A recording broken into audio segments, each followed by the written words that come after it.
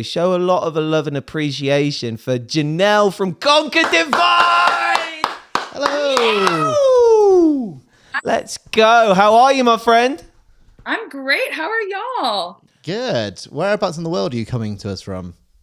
I'm currently in Massachusetts. Massachusetts. Massive Massive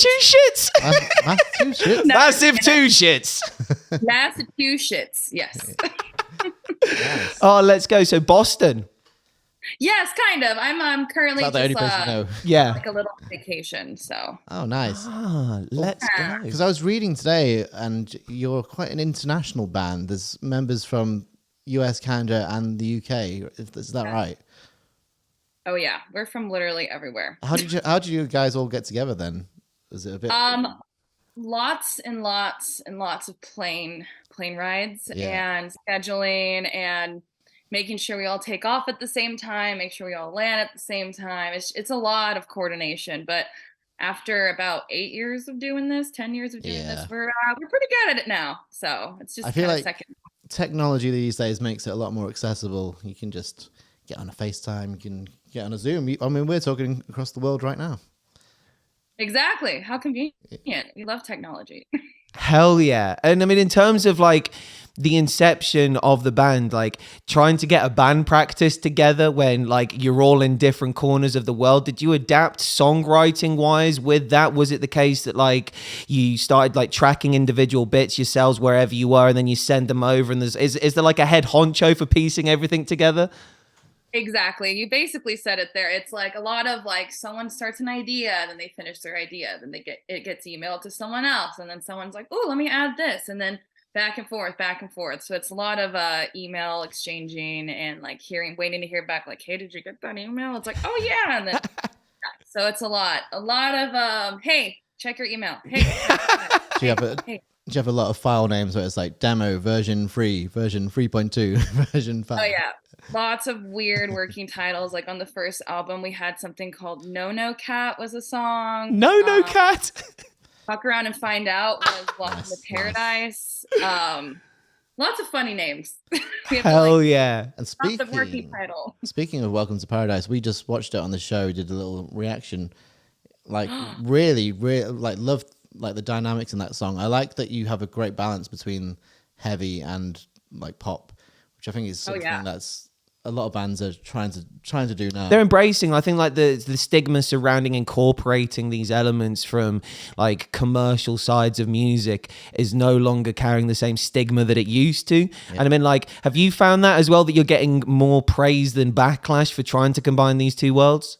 Oh, for sure. Especially with Welcome to Paradise. Like half the comments were like, I love how it's like, screamy parts and they accentuate the singing parts. And I love how you guys are going back and forth. Like that song has really like half the feedback is literally that they love the balance. They love the harsh vocals overlaying the cleans. And it's been such a nice and positive reaction to it, which is nice. Cause I feel like Conquer Divide's pretty good at doing both. So it's nice that it's no longer like you guys are pop when you're supposed to be metal. Now it's like, yes, we love the two together. So it's definitely a benefit for us. I think it's like some of the bands at the moment, like Sleep Token, probably one of the biggest bands right now, Spirit Box, and they do that so well. So I think the way you're going is a good thing for building. It's a good road. Oh, hell yeah. And like, it's not just the commercial influence as well with like the sort of, as you mentioned, like the popular side. It's also the dramatic elements with stuff like strings coming in and like your use of like, synthesizers and sample pads. Like who's like the driving force in the band between bringing those elements in? Because they add such texture to the sound, especially on the heavier side. Oh, for sure. I think it's for a collaboration amongst like Kristen, our rhythm guitarist. She is basically the genius behind all of the cool stuff. It's her sitting together with our sound engineers and just thinking like, what can we do to like enhance what is currently happening? So like, for example, in Welcome to Paradise, there is like, I don't know if you can hear it, but in the breakdown, there's like a what do you call it? Like a jackhammer sound in the background. Yeah. There's like a bunch of cool sounds, and it literally is just a bunch of brainstorming, picking each other's brain, like that would be cool or that would be cool. So a lot of good collaboration. Hell yeah. I'd love to see some like studio clips of you guys like thinking what you could find to put into a song, because Bring Me infamously did it with Teardrops, where there's an amazing video of Jordan and Ollie sitting down and Ollie's like, I want an elephant sample in this song. And then it's like, cool, how do we find an elephant to like slot in and around this melody? Like I'd love to see a BTS on that from you guys. Yeah, maybe album 3, we'll document all of that. Just take a microphone out and about with you and just record some samples. Hell yeah. Well, that's what Billie Eilish did with Bad Guy. Like she took it from a crossroads in Australia. Like she was walking, like the sound of like crossroads in Australia is like. Oh, so she recorded it on her phone, and then her brother processed it and put it into the song of Bad Guy. Yeah. I love that. That is so cool. Hell yeah. And it's awesome to see you embracing those kinds of samples and those ideas. But I wanted to chat to you about your voice and like your vocal technique, because like your screams are just so like pure and raw, but they're also very, very polished. Like, how did you go about getting this technique over years? Is this a trained thing, or is this something that you went into and then perfected along the way? Yeah, I feel like more the second route. So I've been screaming just in general since I was like 14. I'm almost 30. So that's like like half my life at this point. And the beginning days was just like a barky, not very good sound. And then about 2013, 14 is when I was like, you know what? I'm sick of this. I want to learn how to scream like all that metalcore, all those metalcore vocalists. Like I really want to learn. So then I just like practiced a lot and like made some really weird sounds, and then blew out my voice a couple times, and it was just a crazy ride. And then one day it just like clicked into place. And then ever since then I was like, okay, now I kind of get it. So I was starting to do covers with more screamings. And then literally like maybe a couple months later, Conquer Divide hit me up to audition to be their screamer. And I was like, cool. I can totally 100%. That's what I'm doing. So that was pretty scary. But really though, in the process of recording our first album, I learned a lot more about screaming, because I was doing it every day, right next to Joey Sturgis. Like I feel like I just absorbed everything. I was starting to get it on lock. And then by the time that album was done, I was like, okay, I think I know. And so as we toured and just kept, doing different songs, like all of our covers, and just working on all the just screamy stuff, it just kind of refined. And then kind of hear it where it is now. And then I became a vocal teacher. So becoming a vocal teacher really like, it filled in even more of the gaps. So it definitely went from like fucking around and finding out to like, okay, I got a good idea, to, this is like actually how you do it. So lots of practice. Hell yeah. And I mean, like you talk then about being a vocal teacher as well. I mean, like one of the most famous like proprietors of vocal teaching is Melissa Cross when it comes to screamy kind of vocal techniques and that kind of stuff. And like, is that someone who like you've either like taken lessons from or looked up to? I've definitely seen like a lot of her videos. And I've always wanted to take a lesson from her just because she's so iconic. I feel like I do know a lot about screaming, but she could probably show me, even more what to do with the voice. So I would love to have a lesson with her. But yes, I use a couple of her teachings in my stuff. Sick. And great. I as like my profession outside of the band, she's definitely a big idol of mine. I strive to be as knowledge in vocals as she is, because she's so cool. She is the coolest girl. My mum used to be a singing teacher. Little side story, and but cool. She's more sort of operatic and pop trained. But I remember she used to do loads of like weird warm-ups, but it's basically just to get your vocal cords going. So I used to hear from like up downstairs, just people going like, "Ooh," all those weird noises. Yeah. You do a lot of that in your teaching. I do a lot of the weird sounds. I have nasally nays and nosely nose. We've got some googos, lots of weird stuff. Yeah. Amazing. And I mean, like, do you venture into teaching people how to scream, or is it just singing? Yeah. Oh, so it's screaming as well. So the majority of my students are all in it to learn how to scream at the end. Granted, we all go through a singing process just so everybody kind of gets to know how to work their voice, since screaming is definitely the expert level of vocals. So yeah, all of them literally come in and they're like, yes, I would like to learn how to sing, but screaming, I want to do that. So most of my students, and then all of them are have moved on to screaming. I've had success with lots of them. So hell yeah. If you were to dish out like to anyone who's watching right now, like with the thought in mind of coming to you for some more vocal lessons, like to sort of entice people, what would be some of your top tips for people starting out in this kind of world? Starting out as like a vocalist, like we're just an average Joe, don't know anything. Yeah. Ooh, I would say start stretching out your face, because the face is heavily involved in anything vocal, especially once we move on to screaming. So kind of doing a couple stretches for the face, working on breathing, learning how to breathe from the right place. So maybe start, working on taking air from your diaphragm and not from your chest and getting all puffed up. It's really focusing on that lower belly breath control. And then the last thing I think would be start working on your chest voice. Your chest voice is literally your talking voice. So it's pretty easy to kind of, emphasize it and get it stronger. Because when you have a chest voice that is nice and strong, not only is your head voice going to equally be as strong, but that chest voice will be nice and strong to hold on to your screams. That's Hell where most yeah. of your Top screams start tips. from. Hell yeah, Janelle. And where can people come to find vocal lessons from you if they want to experience some more of this? Yeah, my email address, it's janelsvoxlessons@gmail.com. Nice.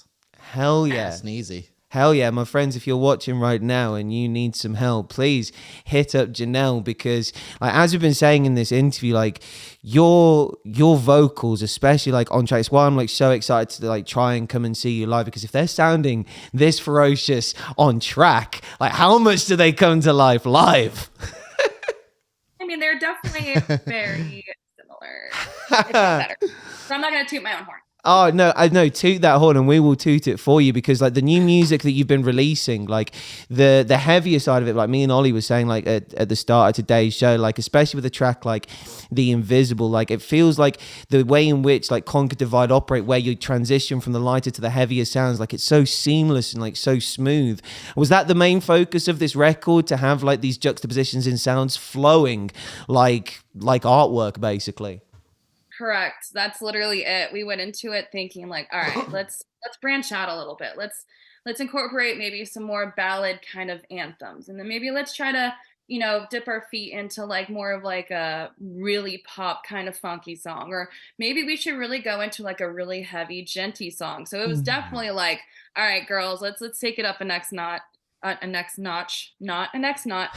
then see what we can do outside of the box, so that we can sound a little bit different, a little more updated, a little more fresh. So yeah, It's like a representation of how most people listen to music nowadays. It's like not everyone is just one thing anymore. It's like I feel like most people that listen to alternative music like a bit of metal, like a bit of pop, like a bit of pop punk. It's like no one's just. I feel like the days of I'm a metal kid, I'm a hardcore kid. I mean, you probably still get those people, but I feel like the gatekeepers are still out there, but like your average music fan seems to have way more of an open mind in 2023. And like, I'm guessing you've probably seen quite a broad, diverse music fan base coming to Electric Callboy shows. Like you probably see like people from every walks of life, like on those kinds of tours. I mean, what has been like going around the world with Electric Callboy been like? Well, we haven't quite yet. That's going to start in August. But just from doing our music video with them and Fuck Boi and all the different types of followers we've gotten from that, like if you just like look at all the different people who have followed the accounts or whatnot, like looks like just a different variety. It's not just all like a hardcore looking person. It's like, you have people that look like they're really into pop and they're just like, oh my God, Fuck Boi. Or you have people that I've even heard reactions are like, man, I normally only like metal and heavy and just screams, but man, that song like really touched a chord in me, and that's really cool. Because it was quite a surprise for most people, because up until that point, Electric Callboy have had the hyper, they had the pump its, and then they came out with this track, and everyone was like, "Whoa, it's like a sort of normalish sounding song, but it's still such a banger. It's really catchy, and like I've listened to it a bunch of times, and it's one of my favorites." Yeah, it's super cool. I think it's super funny that when we did that feature, like obviously no one, knows who Conquer Divide is compared to Electric Callboy. And so all of the reactions were like, man, this girl band has to be like a pop punk band or something. Like they have to be like really poppy. And then they go and see like Atonement or like Welcome to Paradise, and they're like, oh, we were wrong. But it's kind of the same for Electric Callboy. Like, Did they reach out to you to get involved with that? How did that come about? Actually, it's kind of funny. I think Kristen somehow, I don't know if she like looked, I don't know how, but she found out that one of the guitarists, I think Pascal or Dan, was a really big fan of Conquer. I think they really enjoyed Messy. That was like his favorite Yeah. song. And somehow they started DMing on Instagram, and that led to like, hey, like, you want to do a song? I think we have this like idea of one. It'd be really cool to have a feature. And then boom, Fuck Boy. And then of course they were like, cool, let's do Fuck Boy, and then maybe let's go on a tour together. And that's kind of where we're at here. So basically all because of Instagram DMs That's and so good. Dan being a fan of Messy. That's the power of the internet, though. And like, I really do appreciate the fact that like bands are starting to do that a little bit more. Just bust people a message and be like, "Hey, we dig your stuff. Do you want to do something together? Like, let's make some music." And like, was it the case that like you did this track remotely, or did you manage to get into the studio together and actually like get those creative juices flowing? I think it was unfortunately remotely. I think the instrumental and like all of the Electric Callboy side was done by the time I think by the time we got hit up, and then we got sent the stuff, and then that's when Kristen and Kia put their brains together and wrote everything Kia did. And so yeah, so unfortunately we weren't together with them hanging out in the studio, but hey, maybe after this US tour, that'd be cool to do another song. Hell yeah. I mean, like you jumped on one of their tunes, nothing stopping them from jumping on one of your tunes. Let's go. Just throwing that out into the universe. That's worth manifesting. Come on. Let's go. Nico, Kevin, let's get on a Conquer Divide song. Speaking of new music, you've got your new album Slow Burn, which is out in September the 8th, I believe. How's that all been leading up to the release? Oh my God, I'm so excited. I'm like, I've been obsessed, with our new album for like almost like 2 years now. Like I've been working out to this album for 2 years. And I just, Sick. every time I put it on, I'm like, oh, if only like the whole world could also work out to this album. But I'm just so antsy. There's so many great songs that are just like they're definitely Conquer Divide, like updated, like brand new. Like there's so many there's one song, it's funny, there's a song called Gatekeeper. So that's funny that you said that earlier. I was like, oh shit, we already wrote a song about that. And then there's a lot of songs with me singing on it. I sing on 3 of the tracks. Nice. Oh, clean singing. What was that? Clean singing. Clean singing. Let's yeah. go. Isn't that wild? So that's going to be cool. So I'm clean singing, and I'm just so stoked. I think every song is just, it's just a banger. Not to toot my own horn again, but toot. This album is so great. I'm so antsy. I literally have a countdown to September 8th on my phone, because I'm just like, How many days and hours and minutes? Literally, I could literally tell you right now. But I'm so stoked. Like I feel like I'm more antsy than the fans. Like I've been antsy for years. I'm just like, I want you to hear it. So we're getting close though, when we're all like buzzing with anticipation. I guess it's perfect time to go on tour with Electric Callboy, because it's just before the album comes out, so you get to give a preview of some of those songs to some new fans and gain a lot more new fans for that album release. Exactly. We're so stoked. We had we had someone from Blind Channel on. Nico from Blind Channel on the other week, and they toured with Electric Callboy, and he said they're one of the funnest bands to tour with. So it should be a big drinkers as well. Yeah. Big drinkers. So they're German, you know. That makes sense. Yeah. It checks out. It runs in the blood. Yep. Jägermeister runs in the blood. Yep. So I just want to rewind just a little bit. You said there's a song on the new record called like Gatekeeper, and I mean I'm guessing that is quite literally tackling the themes of like the people who like tell people what they should and shouldn't be liking. Like is that the direction of that song in particular? Yeah. It's basically being like, we don't care that you're trying to gatekeep what we're trying to do. We're still going to do it. Like just get over it. Like we're still going to fight the good fight. We're still going to give it our all. And if you don't care, or if you feel like you can't do it, then you can just go. It's very much like we're going to still triumph. And if you don't like it, okay. Hell yeah. They're always the loudest in the room, aren't they? The gatekeepers. Always the ones with. But they're stood in the corner with their arms crossed. Yeah. Yeah. Preaching from the corner. Yep, they sit up. You must know. I must tell you my opinion, whether you want it or not.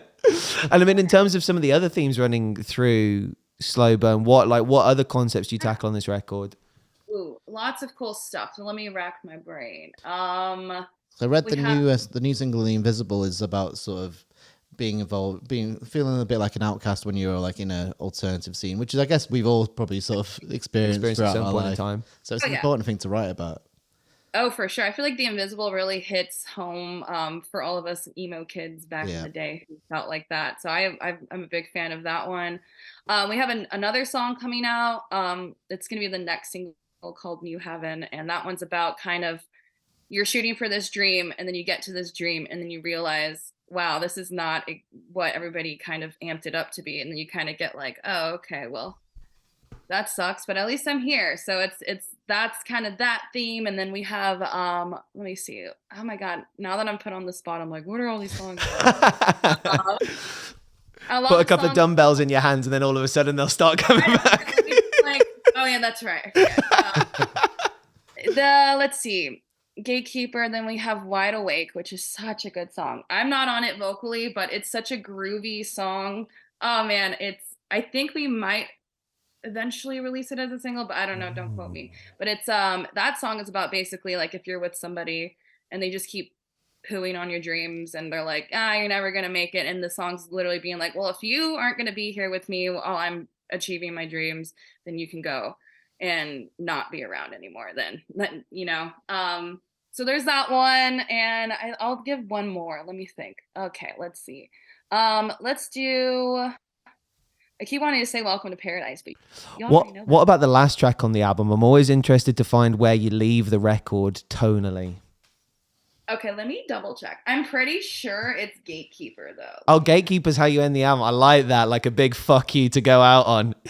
Basically, like, I hope you enjoyed the album, but if you're still Gatekeeper, then this one's for you. Hell yeah. That's exactly like Bring Me the Horizon ending Ammo on heavy metal, just being like, like some kid in a Black Dahlia t-shirt's going to tell me this isn't heavy. Here's a beatbox to say fuck you. There you go. Enjoy. Yep. But no, I was right. Yeah, Gatekeeper is the last one on the 13 tracks. We have a couple of heartbreak songs. Only Girl's a heartbreak song. And I will also say the heaviest song on the album is called Afterthought. Afterthought. Oh, okay. Has that got a gnarly breakdown in it? It does. It is like probably the gentiest kind of sound we've ever done. And I love it. It's really cool. This song has been written, like I'm thinking like 2018, 17. Damn. And yeah, a long time ago. And then I asked for us to pull it up again when we were tracking the album because I wanted to redo a couple vocal stuff. I was like, there's a couple things in there I want to just like clean up a little bit. And in doing so, I think everybody heard it and they were like, and then they gave it a complete facelift. So this song has two versions of it. The one that basically is like ancient, and then the one that you'll hear on the album. So I'm thinking one day we were throwing around the idea of releasing that first version. Just for you guys to hear. But I'm not gonna lie, the one that's on the album is way sicker. But the other one is pretty cool too. It's very like Architects. That's like the first thing I very Architects vibe on that one. But yeah, Afterthought. Keep that one in your head. That's a good one. Keep it as a main thought. Yeah, as a main thought. That'll be anything but an afterthought. Before thought. Before thought. Oh my days. Well, Janel, just before you get out here, which firstly, thank you ever so much for your time. But secondly, like as a band of women in the music industry, like who are being such amazing role models, like by the sounds of it, and hearing your stories and like the themes that you're talking about, the fact that you're like giving such an important like perspective, like have you had like ladies reaching out and saying like, hey, like this means a lot, like seeing you up on these stages talking about these themes, acting like a sisterhood, like together as one, like it gives us faith that like there's still good people left in this horrible dark industry?